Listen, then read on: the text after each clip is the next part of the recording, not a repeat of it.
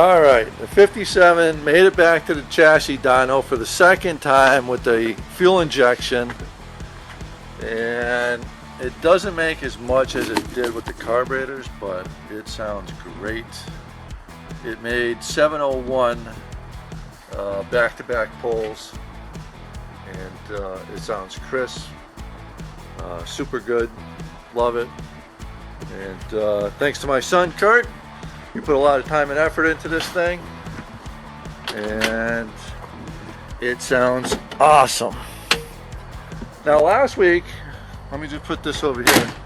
Well, 2 weeks ago we were here at the dyno. I think you can see Kurt over there. And we learned quite a bit, Kurt, didn't we? What did we learn? Don't put it in reverse. Let me take this thing off the thing here. Last week we had a little issue. We were working on it, tuning it, and it loaded up real bad, so I threw it into neutral as Cody hit the brake, and unfortunately it went into reverse, cooked the reverse band and intermediate clutches in the transmission. So just got done fixing that last week. Came back to the chassis dyno. Last week it made 630. We started off at 500. Today we started off at 619, and we went all the way up to 701. I think that's all it's got in it, but the fuel injection looks super cool, and it starts up great. There it is, old school Hillborn 4-port. Took a lot to get it to this point, and right now I'm very happy. 2 weeks ago I was ready to put the carburetors back on. I bought all the stuff I needed to put the carburetors back on. Kurt told me, no, let's go out one more time, and every time we went out we learned a lot, and now we're up and running. One transmission, a lot of pop-off gaskets later, and it finally goes. Yeah, fix the transmission, and pop-off valve is down there. We blew a couple of gaskets out of that. We just had a bunch of issues, and the problem is nobody really runs these, so you can't share tune-ups with anybody, and there's really nobody out there to help you out. So Kurt did a fantastic job tuning this baby in. I don't know about that, don't really know what we're doing, but it runs. It runs. So next thing will be at the track, and we'll do some fine-tuning when we're there, and I bet you this thing will run just as good as it did, if not better than it was before. But thanks for watching. Hit the subscribe button, and I'll talk to you all later. Hey everybody, it's Alan. YouTube channel's Eagle Al's 57. Hit the subscribe button. I put a video out there with the car on the dyno machine. Making another one. I'm trying to take a little bit of the noise that was in the video out, which is very hard. So I'm trying to remove some of that. But in the meantime, I redid a video of that, so just want to recap what's happening here. One, I need to thank both my kids, Kurt and Cody, for helping me work through all the problems and getting the car actually to be able to drive it. Just took it for a ride. It actually runs very well. Still needs a little bit of fine tuning, like the automatic transmission. That runs through the computer also. Just needs a little bit different shift points in it, firmness. So got to clean that up a little bit, and the drivability of overall is actually very well. The throttle response is wicked, and overall it made 720 at the rear wheels with the carburetors. This here made 701 back-to-back runs.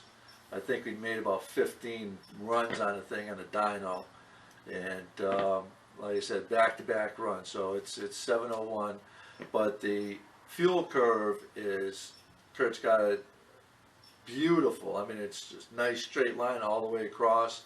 With the carburetors, it looks like a heartbeat. It goes up and down, goes lean, goes rich, goes lean, goes rich, and it was just all over the place. So I think overall, I think the car is going to run faster. just because of that and the throttle response that it has when it comes out. I mean, you just whack the throttle like just a quarter throttle, and the thing is just a vicious beast. So I think by the time we get the 60 foot dialed in, and I think with the fuel curve, I think this thing's going to run faster than it ever has. So I hope you watched the video on the dyno. I hope you enjoyed. Like I said, the sound's not the best, but listen to the RPMs. It's we're winding the thing up to about 7,400, and it sounds real crispy. And on a dyno machine, the power was still actually going up. And also I want to thank Donnie for letting us use the dyno twice, not once, but twice, which was very nice of him. And when he was out there, he said, why don't you pull the thing up higher until it drops off? I honestly think the thing will probably go to $8 grand, but you know, it's a street car. The car only has a roll bar in it, so it only can run 10 O's anyway, so we're probably going to have to pull some power back out of it to keep it under 10 O's. So I'd rather not beat the motor up. Like I said, it runs great. I mean, it really does. And again, thanks Kurt and Cody, really appreciate it. Donnie, thanks for the dyno machine. You're awesome. And I'll give you guys just a quick look at the car real quick. Here is this air cleaner right here. No, I made that because these things never had air cleaners in them because they're just for drag racing. But this air cleaner, when it's in there, it robs 30 horsepower out of it. You got to take that out of there and grabs 30 horse off the just because of the air cleaner. But look how nice and clean that fuel injection looks. That's going to be the only one around. I never seen another one at the drag strip. I never seen one at a car show. It is just so cool looking. It really is. I mean, I'm impressed with it. And that's not saying much, but I think it looks great. But that's the car. And over here, underneath this, just got done putting this bad boy together. This is a 468. This was in that Malibu before I sold the Malibu. When my buddy bought that 78 Malibu, that's also on my YouTube channel. This was the original motor that was in it. I just bought it. I just went right through it. Put new rings, bearings, and cam, lifters, timing chain. Had the heads all redone. So I'll be firing that up soon. But here's the car here. The car is just, I think it's super cool. Right there. There's the back side of it.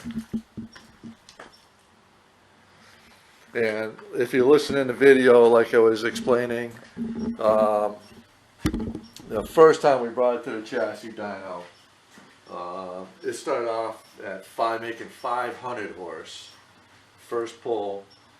By the time we left, it was making 630, and we made some adjustments because I had an adapter plate underneath the scoop here, and we took that off. We opened up the adapter plate on 2 of the holes, and that's when it made 630. But when it made 630, it was pulling so much air that it went super rich, and right at the end, when I let off, Cody hit the brake on the dyno.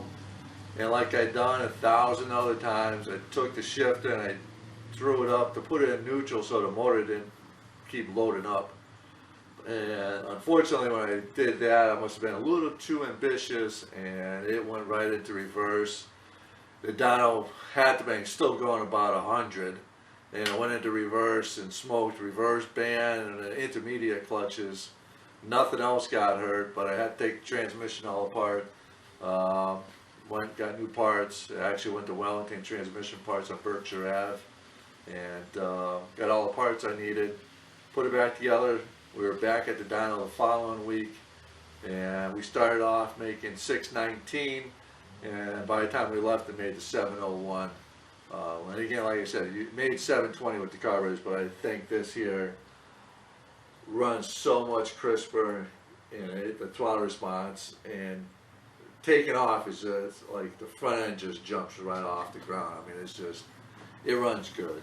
So I honestly think it's going to run faster at the track than it did before. And other than that, everything else seems to be good. I do have a problem with the dipstick. It's a braided one like this one here, like this here, and it is right against the header tube, which these things get like red hot when it's under boost, when you wind the thing up tight. And I think whatever's inside here is melted through and it's starting to leak oil through the dipstick braided part. So I got to take that off and fix that. But other than that, no other oil leaks, thing runs great. I'm very happy. And again, I'm sorry about babbling here. I'll be making a video of this being on the engine run stand over here. I'll be taking the Ford motor off, which is right here. This thing runs great. Not sure why nobody's buying this Ford thing, but it's an awesome motor. And I'll just have it on the side. When one or two things, I'll buy a car to put it in, or somebody will come along and pick it up sooner or later. But there you go, the cool fuel injection one more time. And I really appreciate all you guys watching my videos and hitting the subscribe button. I really appreciate it. That's great. Thanks a lot. And sooner or later, I'll get a better microphone or a better video editor so I can clean up the exhaust noise and stuff like that. So hopefully my videos will be coming out a little bit better soon. And I appreciate it. Hope you all have fun and have a great holiday.